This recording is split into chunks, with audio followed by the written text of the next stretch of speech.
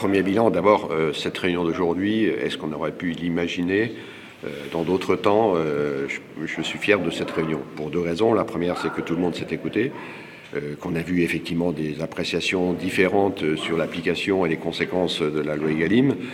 On est au mois de juin, début juin, c'est prétentieux déjà de tirer des enseignements définitifs, et ce groupe de suivi Egalim va s'inscrire vraiment dans le temps. À la fin de l'année 2019, on aura déjà une vision un peu plus claire, encore que pour certains secteurs de production, on ne sait pas si les conséquences, on a vu l'exemple du porc, c'est pas le prix du porc, s'il est monté, c'est pas à cause d'Egalim, c'est parce qu'il y a une crise de la peste porcine en Chine, etc., en Asie. Sur d'autres secteurs comme sur le lait, on avait déjà senti en 2018 des évolutions sur les prix bien avant qu'Egalim n'apparaisse et ne soit voté en application, tout simplement parce qu'il y a une situation de demande et d'offre qui était plus faible sur le marché.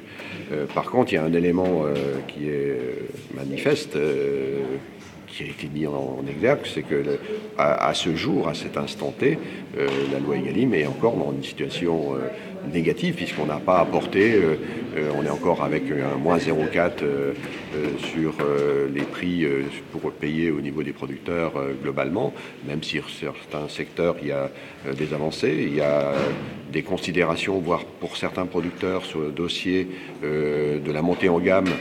C'est des exigences nouvelles pour des prix identiques, donc des contraintes. Donc on s'aperçoit que le ruissellement, l'intéressement et l'encouragement n'est pas forcément là pour les agriculteurs. Il y a tout le débat sur la promotion et dans les entreprises. Puis il y a un débat final sur lequel le Sénat sera très attentif.